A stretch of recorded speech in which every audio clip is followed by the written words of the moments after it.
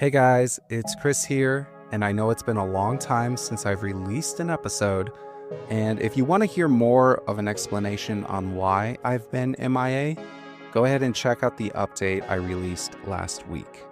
Now that I'm back, let's go ahead and start by giving a shout out to our newest Patreon member. Huge thank you to JM. I really appreciate your support by joining the Patreon. And if you guys are a fan of the podcast, Patreon is a great place to support the show and also gain access to all the episodes completely ad-free for just $1 a month. You can check out our higher tiers for more exclusive content made special for the Unnerved community. Try it out, and you can cancel at any time. Go ahead and visit patreon.com/unnervedpodcast or click the link in the show notes. Your support goes a long way, and I really appreciate you guys sticking in there, and thank you so much for your support.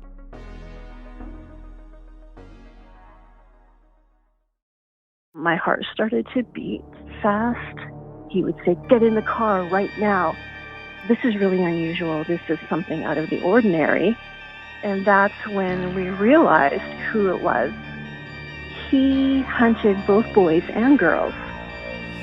From HV Studio, this is Unnerved.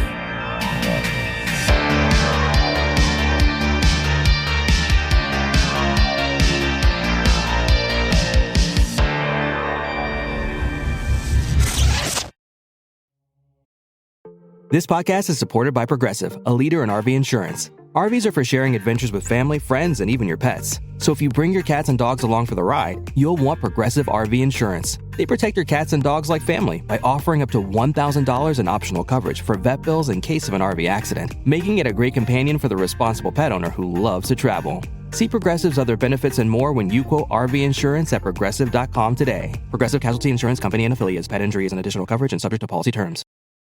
The number one selling product of its kind with over 20 years of research and innovation. Botox Cosmetic, onabotulinum toxin A, is a prescription medicine used to temporarily make moderate to severe frown lines, crow's feet, and forehead lines look better in adults. Effects of Botox Cosmetic may spread hours to weeks after injection, causing serious symptoms. Alert your doctor right away as difficulty swallowing, speaking, breathing, eye problems, or muscle weakness may be a sign of a life-threatening condition. Patients with these conditions before injection are at highest risk. Don't receive Botox Cosmetic if you have a skin infection. Side effects may include allergic reactions, injection site pain, headache, eyebrow and eyelid drooping, and eyelid swelling. Allergic reactions can include rash, welts, asthma symptoms, and dizziness. Tell your doctor about medical history, muscle or nerve conditions including ALS or Lou Gehrig's disease, myasthenia gravis, or Lambert-Eaton syndrome and medications, including botulinum toxins, as these may increase the risk of serious side effects. For full safety information, visit BotoxCosmetic.com or call 877-351-0300. See for yourself at BotoxCosmetic.com. Bring on your business challenges, the complex ones, the ones that seem to change every day, the ones that are so nuanced no one else could possibly understand them. Bring them all on. Key has a team of banking experts specialized in your industry, always ready to take your call and offer trusted solutions.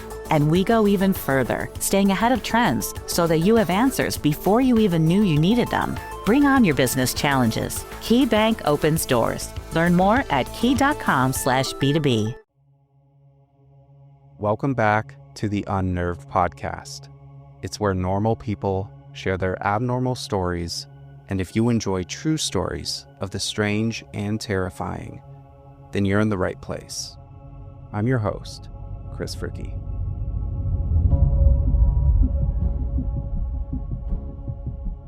As a young kid, I was fairly trusting of most adults.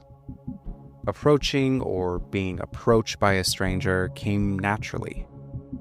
I was innocent and oblivious of the dark intentions of random strangers, and it was never a concern of mine. But for a parent, fear of strangers' intentions can be an unfortunate reality to bear. A stranger approaching their child, luring them with a kind smile, a friendly voice, or maybe even a tempting offer. It's a parent's worst nightmare. In a world where trust can be dangerous, we've all heard cases that serve as a stark reminder that sometimes danger lurks in the most unexpected places. In today's story, Lacy was approached by a stranger that seemed to have good intentions at first. What started as an innocent offer soon turned into a tense encounter that Lacy would never forget. This is her story. Well, my name is Lacy, and I grew up in British Columbia, which is the westernmost province in Canada. It's a really beautiful place. It's right on the Pacific Ocean. I lived in the suburbs of Vancouver. This small town that we lived in, it was, clean and wholesome, and people had like blueberry farms there, and a lot of people kept horses on their property, and nothing very exciting ever happened. This incident occurred in the early 1980s, and I'm not sure if what I experienced happened in 1980 or 81 because it was so long ago. But let's just say that I was 12 years old at the time. The news had been playing stories, reports about children that had been going missing. And there had been a couple children found in various towns in the suburbs around Vancouver that had been killed. After maybe 3 of them, I think that the media started talking about a serial killer on the loose. You know how you think, oh, gee, that's really scary, but that's never going to happen to anybody I know. It's never going to happen to me. I think that a lot of us tend to hold ourselves separate from news events and things like that. The particular town that I lived in was semi-rural, and the street that I grew up on was a dead-end street. And there were maybe at the time, 15 houses on it. The street itself was about, maybe a mile long, a mile and a half long. I lived closer to the open end and quite far from the dead end. And at the very end, the dead end, there was a family that had an acreage and they raised chickens. And we used to buy eggs from them. One day, my mom sent me down to buy eggs. And she must have been planning some kind of baking project or something because she wanted me to get 3 dozen eggs. So she gives me 3 empty egg cartons. And I walk down to the neighbors. And I select my 3 dozen eggs and put them in the little cartons.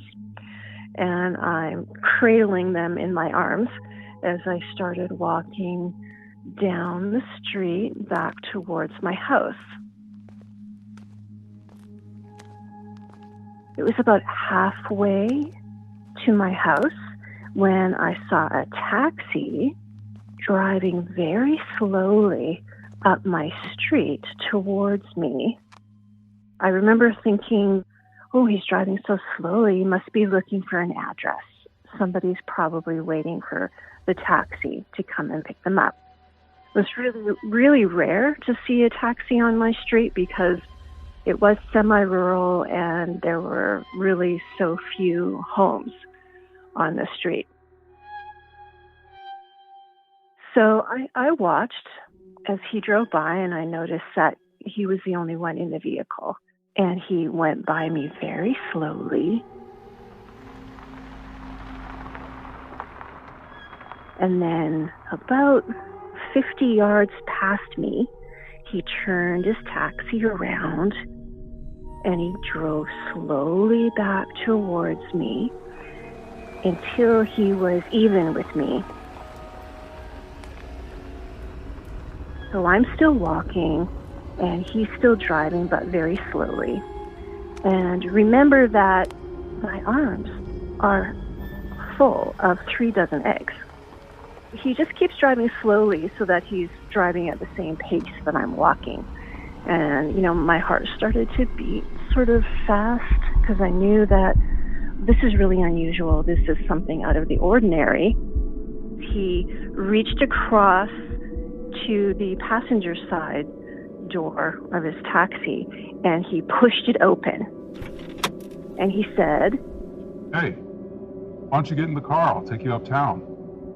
Uptown was what we countrified kids called the downtown area of the little town that we lived in.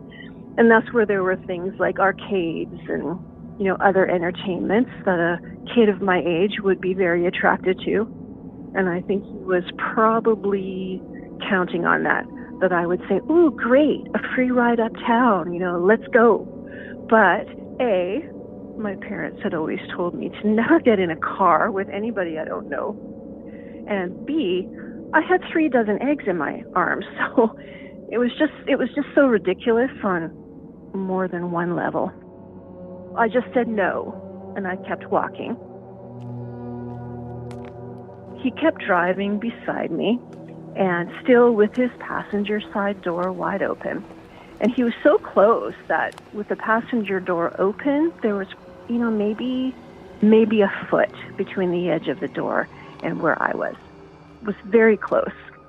And I said no, and then he started escalating, with a really firm, loud voice, and I just kept saying no. He would say, "Get in the car right now." And he just got more angry and more loud and more belligerent. And I just kept saying, no. "Will you knock it off? Just get in the car." He was raising his voice, and I was raising my voice to match him. No, just louder with every time he tried to get me in the car.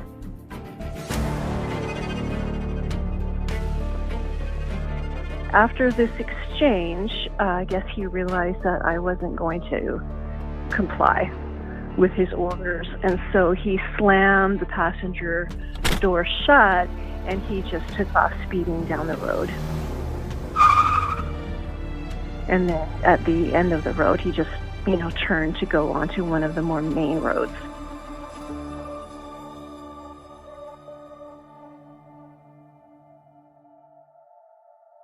Some of my friends have asked, why didn't you just run home?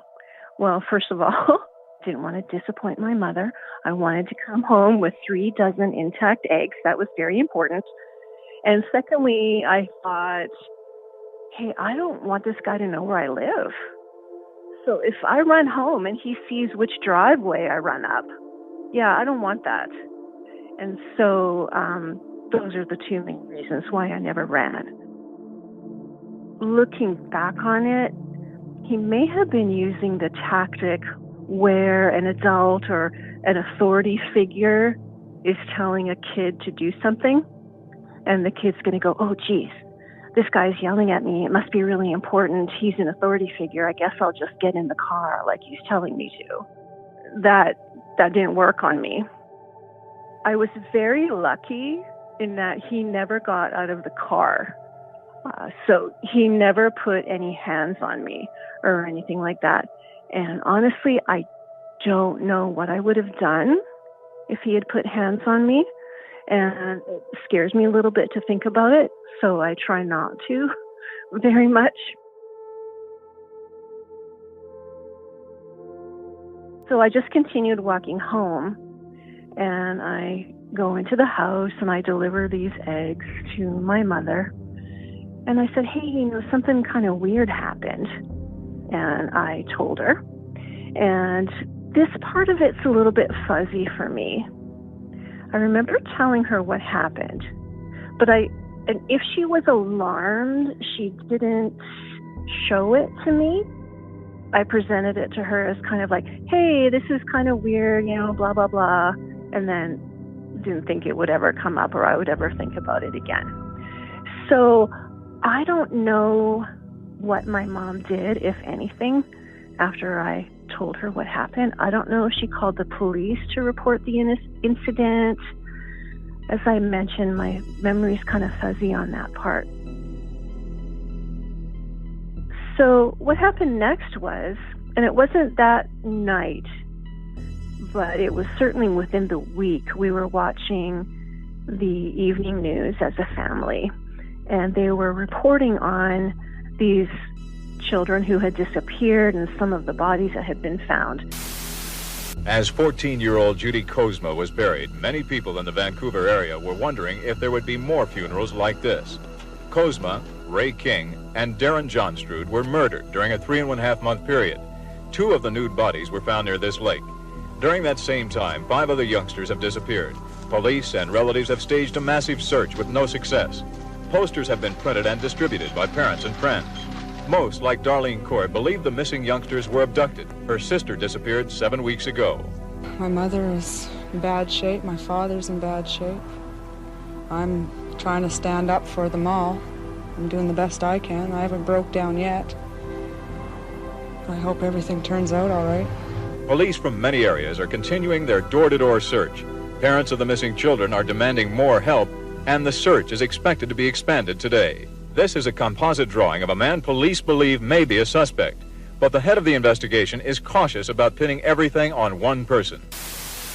They put a picture up on the screen of the man who was their main person of interest in these children disappearing. I looked at the picture and I said, hey, that's the guy that was in the taxi that time. And that's when we realized who it was. And then shortly after he was identified as a person of interest, he was arrested.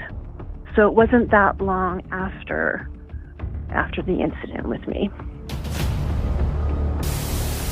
Police expect Clifford Robert Olson to be charged next week with at least 5 of 9 known murders in the Vancouver area. 2 youngsters are still missing, and the Royal Canadian Mounted Police believe they are dead. So far, Olson is charged with first-degree murder in the death of 14-year-old Judy Kozma. Yesterday, searchers found the body of 17-year-old Louise Marie Chartrand. The dead and missing youngsters range in age from 9 to 17 years. The 9 bodies were found nude and had either been bludgeoned or stabbed to death. The search is continuing this weekend in the Vancouver suburbs where the children's bodies have been found. So far, the search today has turned up nothing new. But at a news conference, police indicated they believe they have the man responsible. We do have a suspect in relation to these murders, and charges could be laid after Mr. Hall has reviewed the material. We have, and that will be up to Mr. Hall. One suspect in all the cases? Yes. Hall is Crown Prosecutor John Hall, who is preparing charges against suspect Olson in what police call the worst case of mass murder in British Columbia history.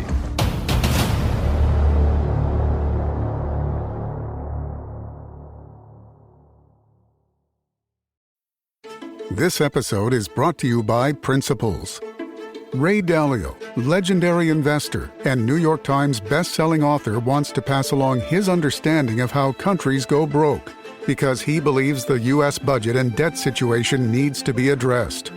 To give you that knowledge, he has put the draft of his book, How Countries Go Broke, The Big Cycle, online for free. It's available now at economicprinciples.org. Are we still on the trail? Is this pack getting heavier? More switchbacks? Why am I doing this? At REI Co-op, we believe there are places within ourselves. Just a little further. You got this. That we find only outside. Wow. Look at the stars. This is incredible. We have the gear, inspiration, and advice to help you get there. REI Co-op. Visit rei.com.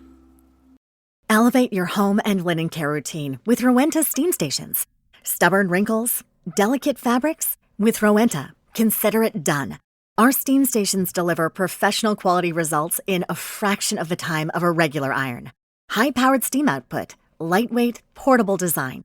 Visit rowentausa.com today and experience the difference.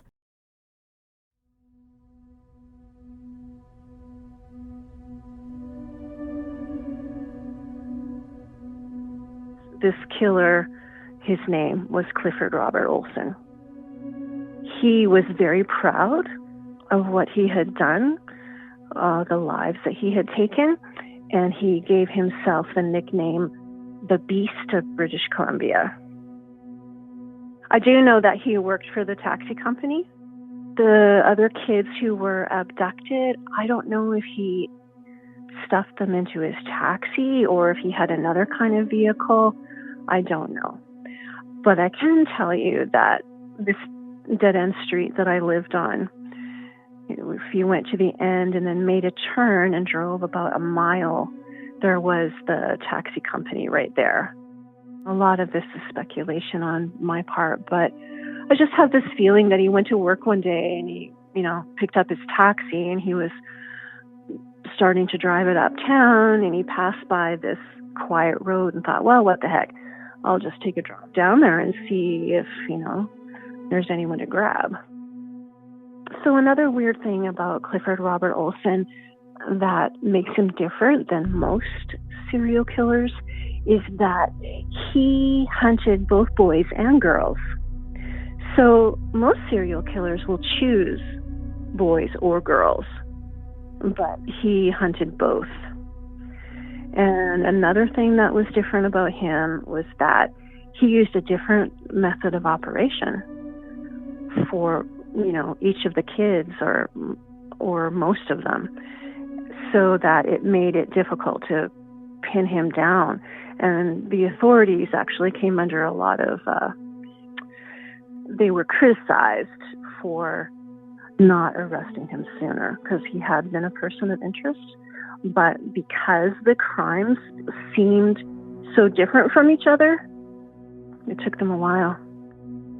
So they arrested him, brought him into custody, and this part is really controversial because not all the bodies had been found by that time, and he made this really weird deal with the authorities that they would have to pay him $10,000 for every body that he took them to and every body that was identified.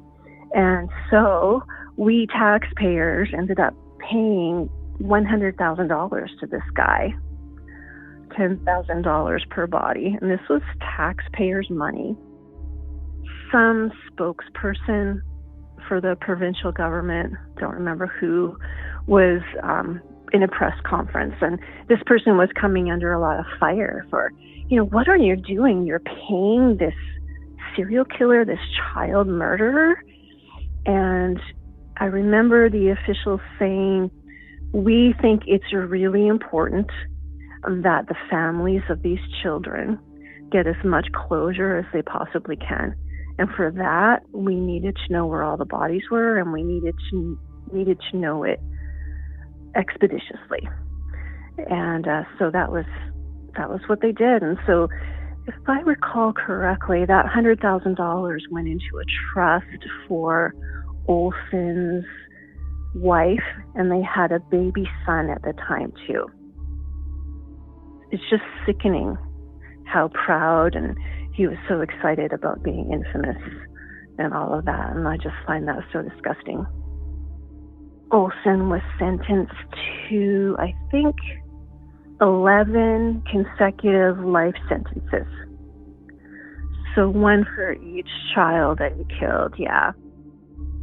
Canada doesn't have the death penalty. And so he was in jail for all that time. And there were a couple of times over the years that he came up for parole, but it's so ridiculous because sure, he could be eligible for parole, but that certainly doesn't mean that he'll be granted parole. And of course he never was, because the authorities knew that they just could never let this guy out. Didn't ever show any remorse, didn't ever say sorry to any of the families. It was just nothing, and they knew that he was not safe to be out of jail. Clifford Olson was sentenced to 11 life sentences, one for each of the 11 children and teenagers he was convicted of murdering. He spent the rest of his life in prison from August 1981 until his death in 2011. He served nearly 30 years behind bars before dying of cancer. The serial killer died in a Montreal hospital today. He confessed to killing 11 children in BC 30 years ago. Just last week, it had been reported Olson had cancer and was not expected to live much longer. He was known as the Beast of BC. Olson was 71 years old. I remember hearing the news of his death, and I was like, oh. And I felt like I could breathe a little bit easier. Even though I knew all these years that he was in jail and he, couldn't hurt any more children in there, still, the back of your mind, or the back of my mind, it was always playing, what if something happens and he comes back and he finds me to finish the job this time? Or it was a big psychological hit, certainly, but there was a little bit of relief, certainly, when he finally died. Thankfully, not only did Lacy not want to disappoint her mother, but she followed her parents' instructions about the danger of strangers. Clifford Olson significantly changed the way society views strangers in relation to child safety. His crimes highlighted the terrifying reality that predators can be charismatic and manipulative, using trust and deception to lure children. His case, along with others, led to increased public awareness about stranger danger, prompting parents, schools, and law enforcement to emphasize child safety education. The heinous crimes of Clifford Olson changed the way that we live. In the late 1970s, the Lower Mainland was an idyllic place to raise a family. And then children started to disappear and everything changed. As Kirk Williams tells us, you don't have to go far to find someone with a clear and chilling memory of that time. The May Queen is Debbie Clifton. Life was simpler in the days before children started disappearing. Kids often went to school and came home without their parents. Clifford Olson changed that. Clifford Olson took away Vancouver's innocence in a huge way. Corrine was suddenly driven to school by her parents. After Clifford Olson, when bodies were being found, kids were being kidnapped, and it just changed the neighborhood radically. There was a palpable fear in the neighborhood. They found one of the boys in the bushes just down the street where we live. Yeah. It's affected the way Jolie Rogers parents her kids today. She takes no chances. I don't want to scare them, but I just tell them don't talk to strangers and make sure you don't go with anybody. Or if you're lost, look for a mummy with a kid. Province columnist John Ferry co-authored a book on Olson.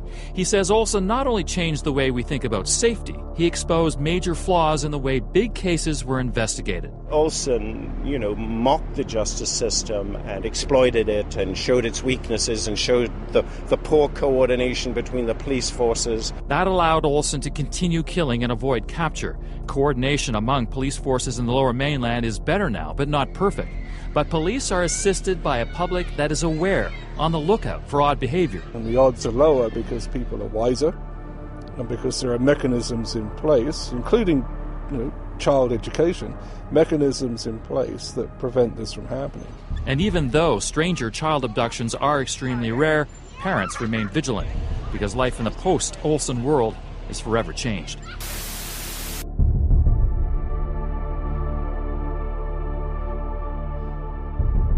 So how do these criminals gain a child's trust?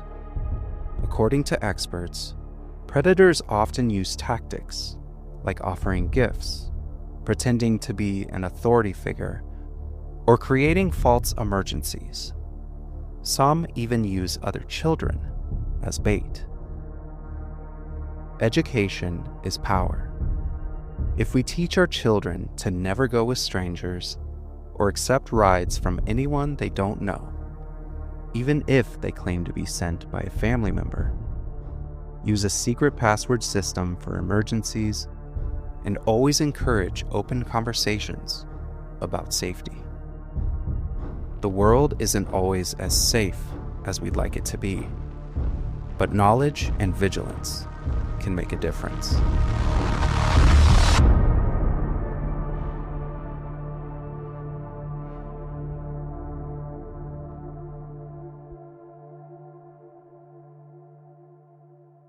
thank you so much for listening to Unnerved.